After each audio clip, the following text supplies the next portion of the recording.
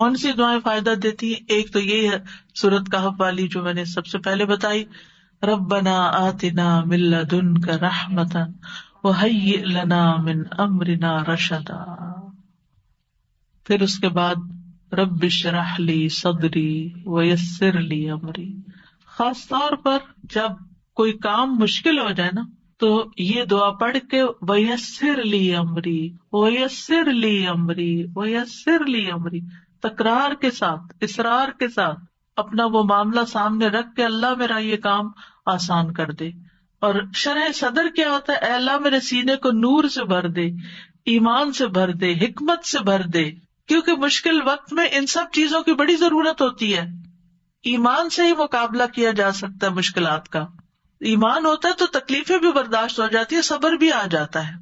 اور پھر یہ کہ میرا وہ کام، وہ راستہ میرے لیے آسان کر دے کہ جس سے میں چل کے تیری طرف آ جاؤں، تیرا بن جاؤں، اور اس راستے کی جو سختیاں اور مشکلات ہیں وہ میرے لیے آسان کر دے. پھر لا الہ الا انت سبحانک انی کنت من الظالمین.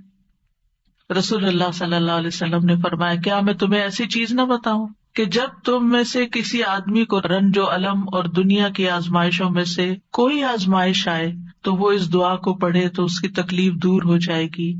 تو آپ سے کہا گیا کیوں نہیں؟ آپ نے فرمایا وہ مچھلی والے کی دعا ہے، لا الہ الا انت سبحانک انی کنت من الظالمین. اللہ غلطی میری اپنی ہے، میرا قصور ہے، تو مجھے معاف کر دے اور اس مشکل کو آسان کر دے. اللہ اللہ ربی لا اشرک بہ شیئا. شرک سے بیزاری اور برات کا اعلان. رسول اللہ صلی اللہ علیہ وسلم نے فرمایا، جس کو کوئی پریشانی یا غم یا بیماری یا سختی لاحق ہو، پریشانی، غم، بیماری، سختی، اور وہ یوں پڑھے اللہ ربی لا شریک لہ، ایک یہ ورژن ہے اللہ ربی لا شریک لہ، اور ایک ہے اللہ اللہ ربی لا اشرک بہ شیئا، تو وہ تکلیف اس سے دور کر دی جائے گی. پھر دعا ہے اللہم لا سہل الا ما جعلتہ سہلا وانت تجعل الحزن سہلا اذا شئت. اے اللہ کوئی کام آسان نہیں مگر جسے تو آسان کر دے، اور جب تو چاہتا ہے مشکل کو آسان کر دیتا ہے. اللہ کے لیے تو کچھ مشکل نہیں، مشکل ہمارے لیے. تو اللہ تعالیٰ آپ اس مشکل کو آسان کر دیں، یعنی آپ اس سختی کو نرمی میں بدلیں گے، آسانی کر دیں گے تو ہی آسانی ہو. یہ دعا حزن اور حزن دونوں طرف سے پڑھی جاتی. حزن غم کو کہتے ہیں اور حزن سختی کو کہتے ہیں. پھر ابو موسیٰ رضی اللہ عنہ کی دعا ہے، جب وہ نماز سے فارغ ہوتے تو کہتے اللہم اغفر لی ذنبی ویسر لی امری وبارک لی فی رزقی. کتنی خوبصورت دعا ہے، نماز کے بعد پڑھتے تھے وہ. یہ صحابی کی دعا ہے، نبی صلی اللہ علیہ وسلم کی نہیں، لیکن بڑی خوبصورت دعا ہے. اے اللہ میرے گناہ معاف کر دے، میرے معاملے کو آسان کر دے، یعنی ہر نماز کے بعد جو معاملہ آپ کو پریشان کر رہا ہے، اور میرے رزق میں برکت عطا کر دے. پھر لا الہ الا اللہ الحلیم الکریم، لا الہ الا اللہ العلی العظیم، لا الہ الا اللہ رب السماوات السبع ورب العرش العظیم. ابن عباس کہتے ہیں نبی صلی اللہ علیہ وسلم نے فرمایا یہ کلمات ہیں جن سے کشادگی ہو جاتی ہے، آسانی ہو جاتی ہے. ان میں کیا ہے؟ صرف اللہ سبحانہ وتعالیٰ کی تعریف اور اللہ کی صفات بیان ہوئی، توحید کا اقرار ہے، الحلیم الکریم کے واسطے سے دعا ہے، پھر توحید کا اقرار ہے، پھر العلی العظیم کے واسطے سے دعا ہے، پھر توحید کا اقرار ہے، پھر ربوبیت کے واسطے سے دعا ہے، پھر رب السماوات السبع اور رب العرش العظیم. بس انسان پریشان ہوتا ہے نا تو سمجھ بھی نہیں آتی مانگے کیا کہیں، تو اس طرح اللہ کا ذکر شروع کر دینا چاہیے. پھر ہے اللہم احسن عاقبتنا فی الامور کلہا واجرنا من خزی الدنیا وعذاب الآخرہ. اے اللہ ہمارے تمام معاملات کا انجام اچھا کر دے اور ہمیں دنیا کی رسوائی اور آخرت کے عذاب سے محفوظ رکھ. یہ سارے معاملات میں آسانی اور انجام کی خوبصورتی کی دعا ہے. پھر ہے اللہم انی اعوذ بک من ضیق الدنیا وضیق یوم القیامہ. اے اللہ بے شک دنیا کی تنگی سے اور قیامت کے دن کی تنگی سے میں تیری پناہ چاہتا ہوں. پھر ایک اور بہت خوبصورت دعا ہے. ابن عمر کہتے ہیں ایسا کم ہی ہوتا کہ رسول اللہ صلی اللہ علیہ وسلم کسی مجلس سے اپنے صحابہ کے لیے یہ دعا کیے بغیر اٹھے ہوں، اللہم اقسم لنا من خشیتک ما تحول به بیننا وبین معاصیک ومن طاعتک ما تبلغنا به جنتک ومن الیقین ما تہون به علینا مصیبات الدنیا، یا دوسرے ورژن میں مصائب الدنیا، ومتعنا باسماعنا وابصارنا وقوتنا ما احییتنا واجعلہ الوارث منا واجعل ثأرنا على من ظلمنا وانصرنا على من عادانا ولا تجعل مصیبتنا في دیننا ولا تجعل الدنیا اکبر ہمنا ولا مبلغ علمنا ولا تسلط علینا من لا یرحمنا۔ اے اللہ، ہم میں اپنا خوف اتنا تقسیم کر دے کہ وہ ہمارے اور ہمارے گناہوں کے درمیان حائل ہو جائے۔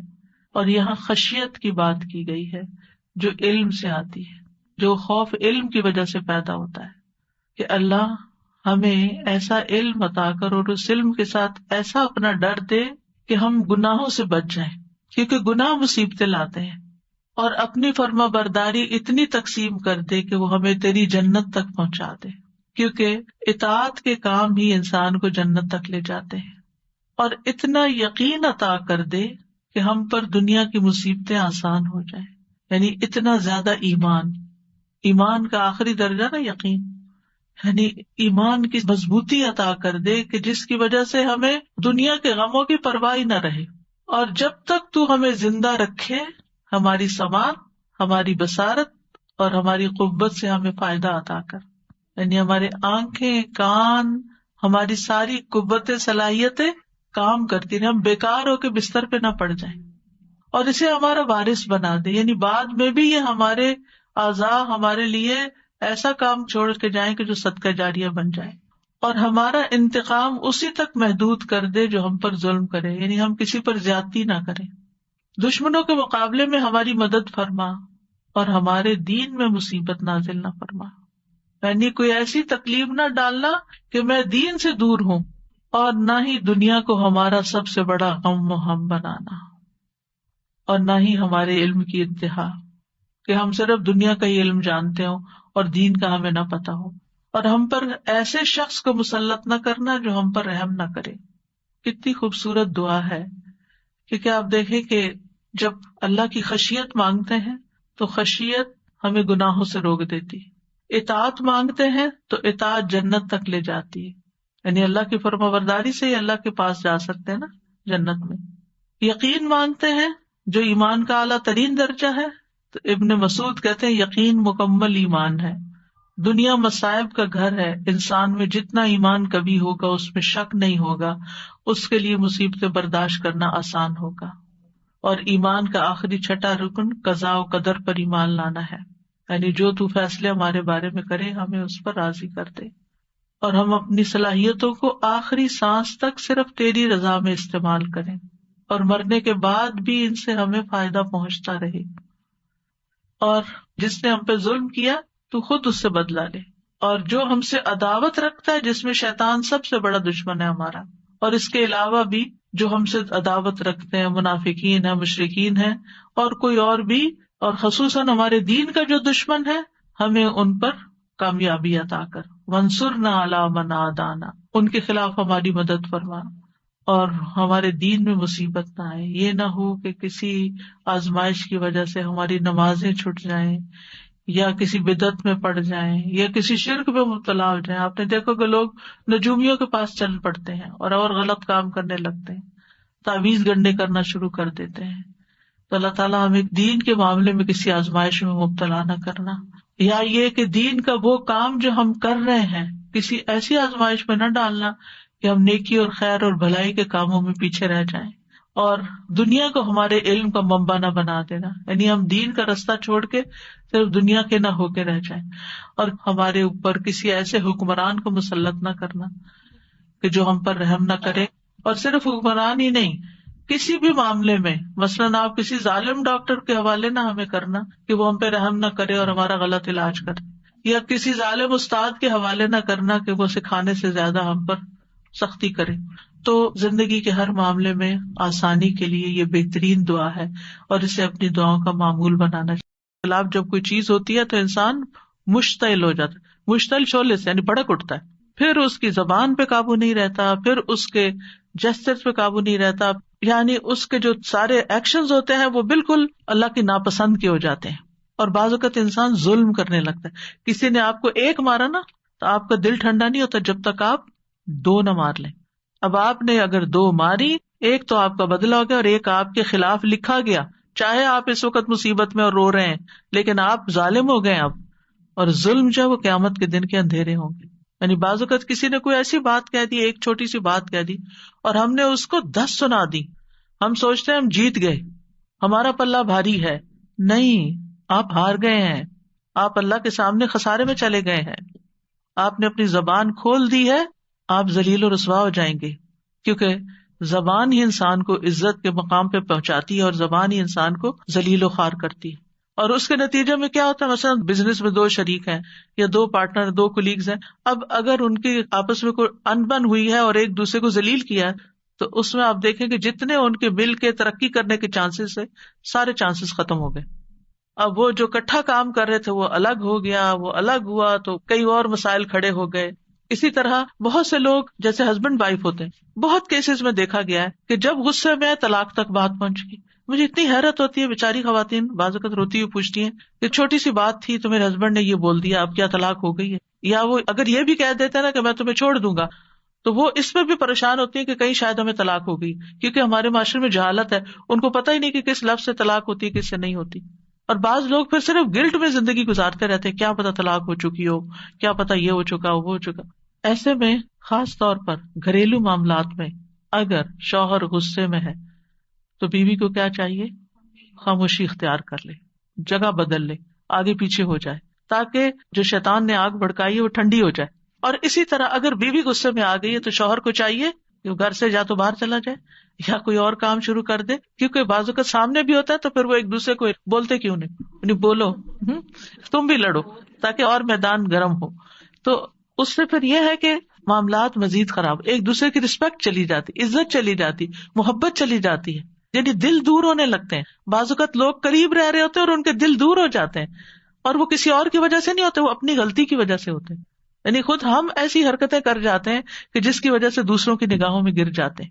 تو اس لیے بہت ضروری ہے کہ اللہ کا تقوی اختیار، صرف اللہ کا تقوی آتا ہے کہ جو بندے کو روک لیتا ہے، اس کی زبان کو روک لیتا ہے، اس کے ہاتھ کو روک لیتا ہے، اس کے کسی غلط ایکشن کو روک لیتا ہے۔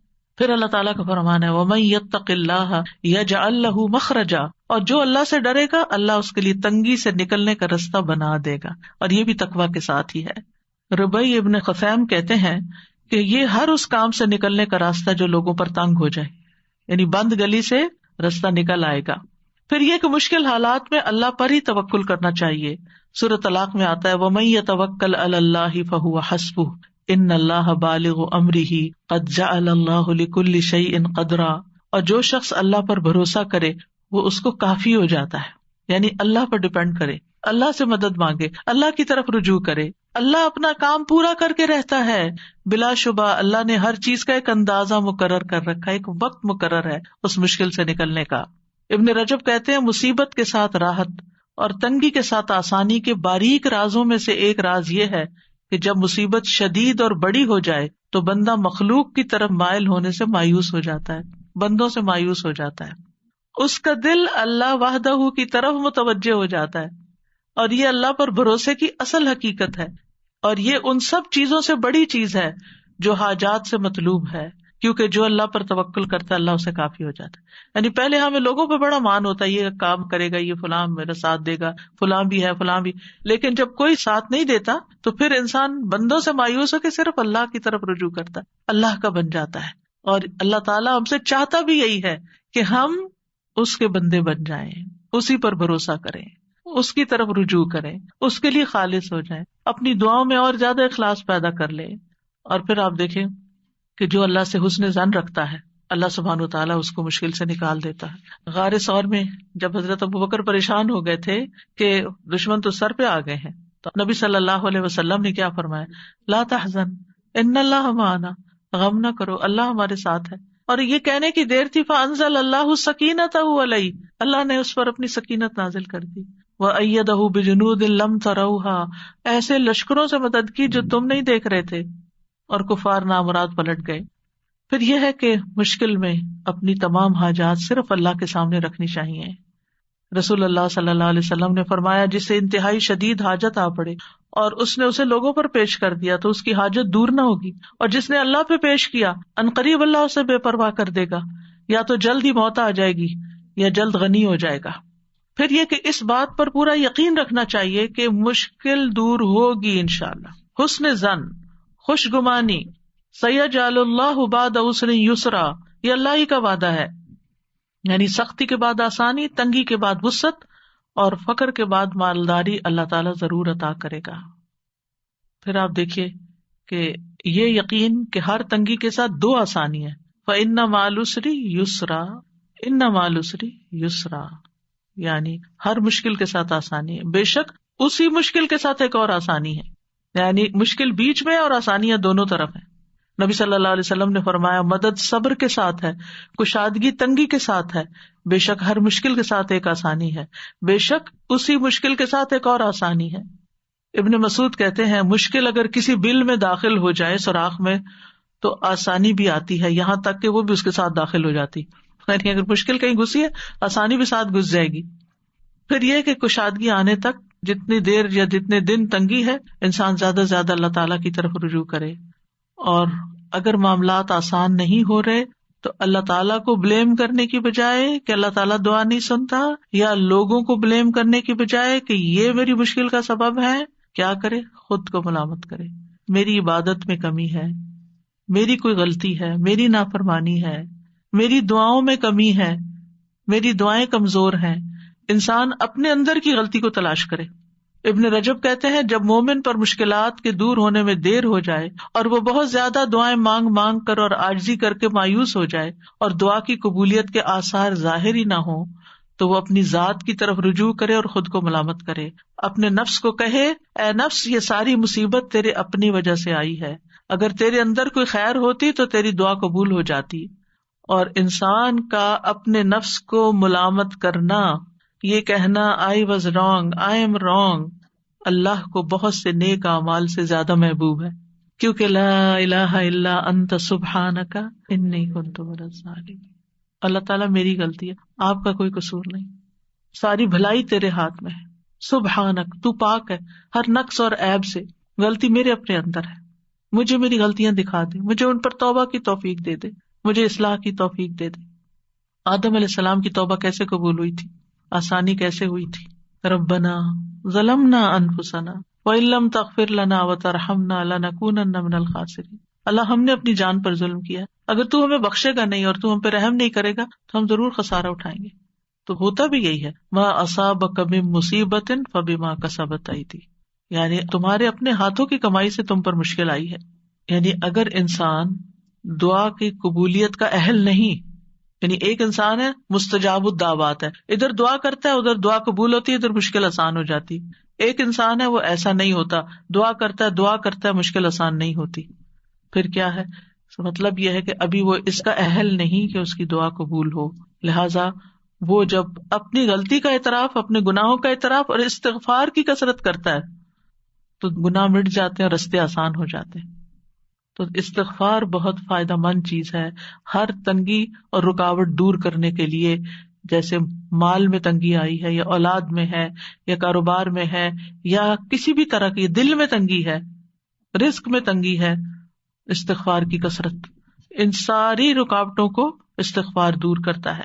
اور پھر خاص طور پر صدقہ و خیرات، لوگوں کو دینا، لوگوں پر احسان کرنا، لوگوں کی زندگیوں کو آسان کرنا، اطاعت کے کام کرنا، یعنی صرف دل سے نہیں، یعنی زبان سے بھی اور عمل سے بھی۔ اب مثلاً دوسروں کی زندگی آپ کیسے آسان کر سکتے ہیں؟ ان کو کوئی اچھا مشورہ دے کے، ان کا کوئی کام کر کے، ان کی کوئی مدد کر کے، کیونکہ جو انسان کسی کی مدد نہیں کرتا، کسی کی خدمت نہیں کرتا، کوئی کام نہیں کرتا، نکما اور بیکار ہوتا ہے، وہ کسی کے دل میں عزت نہیں پا سکتا، وہ کسی کے دل میں جگہ نہیں بنا سکتا۔ اور جب آپ کسی کی مدد نہیں کرتے تو کوئی آپ کی مدد کب کرے گا؟ ان تنصر اللہ ینصرکم، اگر تم اللہ کی مدد کرو گے، اللہ کو تو مدد نہیں چاہیے، مطلب کیا ہے، اللہ کے دین کی، یا اللہ نے جہاں جہاں مدد کرنے کا کہا ہے، ینصرکم، تو مدد تمہارے پاس آئے گی۔ حدیث میں آتا ہے کہ جو بندہ بندوں کی ضروریات پوری کر رہا ہوتا ہے، اللہ تعالیٰ اس کی حاجتیں پوری کر دیتا ہے۔ لیکن اگر ہم سستی کا شکار ہوں اور اگر ہم صرف اپنی ہی دنیا میں کھوئے رہیں اور بندوں کے لیے خیر اور بھلائی کا باعث نہ بنے، تو زندگی تنگ ہونے لگتی ہے۔ اور پھر نماز اور صبر کے ذریعے مدد حاصل کرنا، ہمت کرنا اور صبر کرنا، وَاصْبِرْ عَلَىٰ مَا أَصَابَكَ إِنَّ ذَلِكَ مِنْ عَزْمِ الْأُمُورِ، صبر کے نتیجے میں تکلیفیں دور ہو جاتی ہیں۔ ابن قیم کہتے ہیں 3 چیزیں انسان کو آزمائش پر صبر کرنے پر آمادہ کرتی ہیں۔ نمبر 1 یہ کہ انسان اچھے بدلے کو ذہن میں رکھے، یعنی تکلیف کیسے آسان ہوگی کہ انسان سوچے میرے لیے اجر ہی اجر ہے، جتنی دیر یہ تکلیف ہے دل خوش ہو جائے گا اس کا۔ دوسرا یہ کشادگی کی روح کا انتظار کرنا، یعنی تکلیف میں کشادگی کے انتظار میں کہ ابھی کھل جاتا ہے راستہ، ابھی مثلا آپ ٹریفک جام میں پھنس گئے تو بجائے اس کے کب کھلے گا، پتہ نہیں کتنے گھنٹے لگیں گے، نیگیٹو سوچنے کی وجہ بس ابھی ہوگا، اس وقت سے میں کوئی فائدہ اٹھا لوں، کچھ پڑھ لوں، کچھ ذکر کر لوں، ایک صورت یاد کر لیتی، آپ دیکھیں گے آپ کو یاد ہی نہیں رہے گا کہ راستہ بند تھا، کھل جائے گا، اللہ کو پکارنے لگیں گے آپ۔ اور تیسرا یہ کہ مصیبت کو 2 چیزوں سے دور کرنا، یعنی بندہ اپنے اوپر اللہ کی نعمتوں کو شمار کرے، اور اگر وہ انہیں گننے اور شمار کرنے سے عاجز آ جائے گا تو وہ مصیبت اس پہ آسان ہو جائے گی جس میں وہ مبتلا ہے، کیونکہ وہ اتنی ہی نعمتیں یاد کر لے گا کہ وہ کہے گا یہ کیا مشکل ہے۔ پھر قرآن سے تعلق جوڑنا، ابن قیم کہتے ہیں کسی نیک آدمی سے کہا گیا ہم روزانہ کتنا قرآن پڑھیں؟ انہوں نے کہا اتنا پڑھو جتنی آپ خوش نصیبی اور سعادت چاہتے ہو، یعنی جتنی خوش نصیبی چاہتے ہو اتنا پڑھتے جاؤ۔ بعض مفسرین کہا کرتے تھے جنہوں نے قرآن کی تفسیریں لکھی ہیں، ہم قرآن پڑھنے میں مشغول ہوئے تو ہمیں دنیا میں برکات اور خیرات نے ڈھانپ لیا، کیونکہ قرآن جو ہے وہ ہیلنگ بھی کرتا ہے، قرآن شفا ہے۔ پھر مشکل حالات میں جزا فضا نہیں کرنی، رونا دھونا نہیں، فضول باتیں نہیں کرنی، چڑچڑا پن نہیں ظاہر کرنا۔ رسول اللہ صلی اللہ علیہ وسلم نے فرمایا 2 آوازیں دنیا اور آخرت میں ملعون ہیں، نعمت ملنے پر گانا بجانا یعنی میوزک اور یہ سب کچھ، اور مصیبت کے موقع پر جزا فضا کرنا، رونا، حال دعائی، چیخ چلانا، یہ سب۔ پھر آپ دیکھیے کہ بندوں سے شکوہ نہیں کرنا۔ کیا ہوتا ہے مشکل ہوتی اس کو سنا کہانی، اس کو سنا، اس کو سنا، اور اس سے کیا ہوتا ہے وہ وقتی طور پہ انسان کو تھوڑے سے کتارسس محسوس ہوتا ہے، دعا میں کمی آ جاتی۔ جب دل بھرے اور دعا کثرت سے کرے تو وہ زیادہ فائدہ مند ہے۔ رسول اللہ صلی اللہ علیہ وسلم فرماتے ہیں کہ اللہ تعالیٰ نے فرمایا جب میں اپنے مومن بندے کو آزماتا ہوں اور وہ تیمارداری کرنے والوں کے سامنے میرا شکوہ نہیں کرتے، نہیں بیمار ہوتا تو اللہ کی شکایت نہیں کرتا، تو میں اس کو اپنی قید سے آزاد کر دیتا ہوں، اس کے پہلے گوشت کے عوض بہترین گوشت عطا کرتا ہوں، اور اس کے پہلے خون کے بدلے بہترین خون عطا کرتا ہوں، اور وہ اثر نو پھر عمل کرنا شروع کر دیتا ہے۔ پھر مشکل حالات میں کمزوری نہیں دکھانی چاہیے، کمزور نہیں پڑنا چاہیے مشکل کے آگے، کیونکہ اللہ والے ایسے ہی ہوتے ہیں۔ وَكَأَيٍّ مِّن نَّبِيٍّ قَاتَلَ مَعَهُ رِبِّيُّونَ كَثِيرٌ فَمَا وَهَنُوا لِمَا أَصَابَهُمْ فِي سَبِيلِ اللَّهِ وَمَا ضَعُفُوا وَمَا اسْتَكَانُوا، نہ وہ کمزور پڑے، نہ ہمت ہاری، نہ دبے، اور اللہ صبر کرنے والوں سے محبت کرتا ہے۔ پھر یہ کہ تکلیف کے وقت بھی نعمتوں پہ نظر رکھ کے ان کا شکر ادا کرتے جانا، یعنی بجائے اس کے کہ تکلیف کا ذکر کرتے رہنا، اس کی بجائے اللہ نے یہ بھی دیا، اللہ نے یہ بچایا، اللہ نے یہ احسان کیا ہے، اس کا زیادہ ذکر کرنا۔ مثلا کسی کا کوئی فوت ہو گیا، کچھ لوگوں کے پاس آپ تعزیت کے لیے جاتے ہیں نا تو وہ بہت مایوسی کی باتیں کرتے رہتے ہیں، یہ چلا گیا، اس کا کیا ہوگا، فلاں کیا ہوگا، فلاں فلاں فلاں۔ کچھ لوگوں کے پاس آپ جاتے ہیں تعزیت کے لیے، وہ اتنی پازیٹیو باتیں کر رہے ہوتے ہیں، اور وہ اچھے وقت کو یاد کرتے ہیں، وہ نعمتوں کو یاد کرتے ہیں جو کٹھے ٹائم سپینڈ کیا، جو کٹھے کام کیے، جیسے کسی کا بچہ چلا گیا، شوہر چلا گیا یا کوئی اور، تو بہت مثبت باتیں کرتے ہیں۔ اس سے کیا ہوتا ہے اپنے دل کو بھی ٹھہراؤ ملتا ہے، اور دوسروں کو بھی جو آنے والے ہیں ان کو بھی ایک امید ملتی ہے، اور ان کو ایک سبق ملتا ہے کہ یہ کیسا اللہ کا شکر گزار بندہ ہے۔ اللہ تعالیٰ کا فرمان ہے لئن شکرتم لازیدنکم، تم شکر ادا کرو گے اور نعمتیں دوں گا، اور اگر تم نے ناشکری کی تو جو ہے وہ بھی چلی جائیں گی۔ مصیبت پہ 4 باتوں پہ شکر کرنا چاہیے، کوئی مصیبت اور تکلیف ہو تو 4 چیزوں پہ شکر۔ نمبر 1، شرح کہتے ہیں جب مصیبت لاحق ہوتی ہے مجھے تو میں اس پہ 4 بار اللہ کا شکر ادا کرتا ہوں۔ میں اس بات پہ شکر ادا کرتا ہوں کہ مجھے اس سے بڑی مصیبت لاحق نہیں ہوئی، اس سے بڑی بھی ہو سکتی تھی۔ میں اس بات پہ شکر ادا کرتا ہوں کہ اس نے مجھے صبر عطا کیا، یعنی اللہ نے مجھے صبر دیا، اس پہ بھی شکر۔ پھر کہتے ہیں میں اس بات پہ اللہ کا شکر ادا کرتا ہوں کہ اس نے مجھے انا للہ و انا الیہ راجعون کہنے کی توفیق عطا کی، کیونکہ اس طرح میں ثواب کی امید رکھتا ہوں. اولئک علیہم صلوات من ربہم ورحمہ واولئک هم المہتدون. ساتھ ہی اللہ تعالیٰ کی طرف سے بشارتیں ہیں. میں اس بات پر شکر ادا کرتا ہوں کہ یہ مصیبت میرے دین میں واقع نہیں ہوئی. پھر اسی طرح یہ کہ آپ پر مشکل آئی ہے، آپ دوسروں کی مشکلات حل کریں، دوسروں کے کام کے بن جائیں، دوسروں کی مدد کریں. جس نے کسی مومن سے دنیا کی تکلیفوں میں سے کسی تکلیف کو دور کیا، اللہ اسے قیامت کے دن کی تکلیفوں میں سے کسی تکلیف کو دور کر دے گا. جس نے تنگ دست پہ آسانی کی، اللہ اس پر دنیا اور آخرت میں آسانی کرے گا. جو کسی مسلمان کی پردہ پوشی کرے گا، اللہ اس کی دنیا اور آخرت میں پردہ پوشی کرے گا. اللہ اس وقت تک بندے کی مدد میں ہوتے ہیں جب تک وہ بندہ اپنے بھائی کی مدد میں لگا رہتا ہے. پھر دعاؤں کی کثرت. فرمایا لوگوں میں سب سے عاجز وہ ہے جو دعا میں عاجز ہے، دعا نہیں کرتا.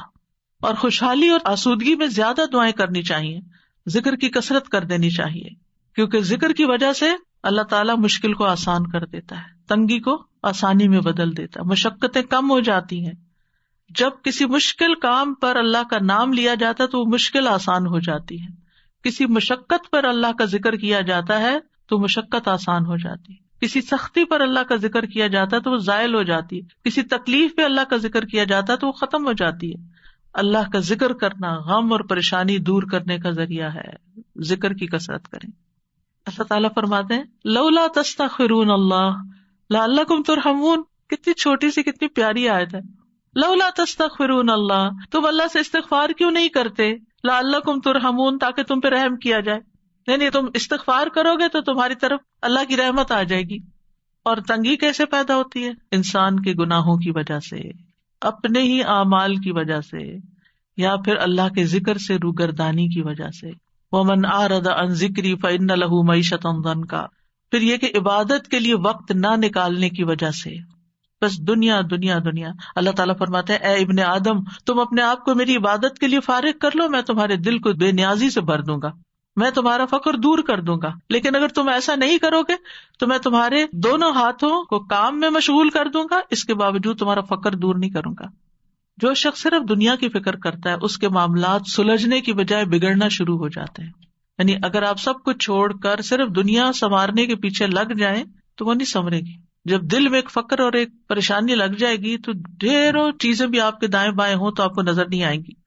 رسول اللہ صلی اللہ علیہ وسلم نے فرمایا جس شخص کا مقصد اور پریشانی غم دنیا ہو اور وہ دنیا کا ہی ہو کر رہ جائے اور وہ اسی کی نیت کرتا ہو تو اللہ اس کی آنکھوں کے سامنے اس کا فقر کر دیتے ہیں اور اس کے معاملات اس پر بکھیر دیتے ہیں اور اس کو اتنا ہی ملتا ہے جو اس کے لیے لکھ دیا گیا ہے. اور جس شخص کا مقصد آخرت ہو اور حرص آخرت ہو وہی اس کا ہدف ہو جائے، وہ اسی کی نیت کرتا ہو تو اللہ تعالیٰ اس کے دل میں غنا ڈال دیتے ہیں اور اس کے معاملات کو یکجا کر دیتے ہیں.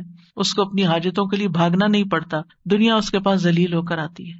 اور جو شخص دنیا کی فکر کرتا رہتا ہے بس اللہ تعالیٰ اس سے بے نیاز ہو جاتا ہے. رسول اللہ صلی اللہ علیہ وسلم نے فرمایا جو اپنے غموں کو ایک ہی غم بنا لے، سارے غم جمع کر کے ان کو ایک غم میں ڈال لے اور وہ آخرت کا غم، تو اللہ اس کے دنیا کے غموں سے اسے کفایت کرے گا. جب آخرت کا غم لگتا ہے تو پھر انسان آخرت کی تیاری میں لگ جاتا ہے نا، اچھے اچھے کاموں میں لگ جاتا ہے. اور جس کو پریشانیاں ادھر ادھر بھٹکا کر لے جائیں اللہ اس کی پرواہ نہیں کرے گا کہ وہ دنیا کی کس وادی میں ہلاک ہوتا ہے. اللہ کو اس کی کوئی پرواہ نہیں. یعنی آپ پریشان ہوئے، آپ نے نماز بھی ٹھیک سے نہیں پڑھی، آپ جو نیکی کے کام کرتے تھے وہ بھی چھوڑ دیے، بندوں کی خدمت مدد وہ بھی چھوڑ دی. پنجابی میں ایک لفظ ہوتا ہے ویر کے بیٹھنا، کبھی سنا یہ لفظ ویرنا؟ ایک دو لوگوں کو سمجھ آ گئی میں نے کیا کہا. جیسے بچے ہوتے ہیں نا تو اگر ماں ان کو ڈانٹ دیتی ہے تو وہ ویر کے بیٹھ جاتے ہیں، ان کو پھر وہ کہ کھا لو تو وہ کھاتے نہیں، کہتے سو جاؤ تو سوتے نہیں، ان کو جو کچھ کہے وہ ایک بات نہیں ماننے کو تیار ہوتے. اس کیفیت کو کہتے ہیں ویرنا. ناراض ہونا ہلکا، روٹ کے اکڑ کے بیزار ہو کے اڑ کے بیٹھ جانا، کوئی بات نہ سننا نہ کچھ کرنا، ضدی ڈھیٹ، یہ سارے لفظ کٹے ہیں اس میں. ہمارے گھر میں یہ لفظ استعمال ہوتا تھا جب کوئی بچہ اس طرح کی کیفیت میں نہیں، کسی کو کہا نا جلدی کرو یہ کام، نہیں کرتا، بس پھر بیٹھ کے روٹ کے اٹھے موڈ آف. بھئی کس بات سے؟ کوئی پتہ نہیں، کھا لو نہیں کھانا، اسکول جاؤ نہیں جانا، یعنی کوئی بات نہ ماننا. تو جب کوئی بندہ یہ رویہ اختیار کر لیتا ہے تو پھر اللہ تعالیٰ اس کی پرواہ چھوڑ دیتا ہے کہ وہ کہاں ہلاک ہوتا ہے، وہ ہو جائے جہاں ہوتا ہے، کیونکہ وہ نہ اللہ کی سنتا نہ بندوں کی سنتا ہے، ایگوسٹک ہے نا، کہ بس جو میرے دل میں آ گیا میں نے تو وہ کرنا ہے، نہ ماں باپ کی پرواہ نہ کسی اور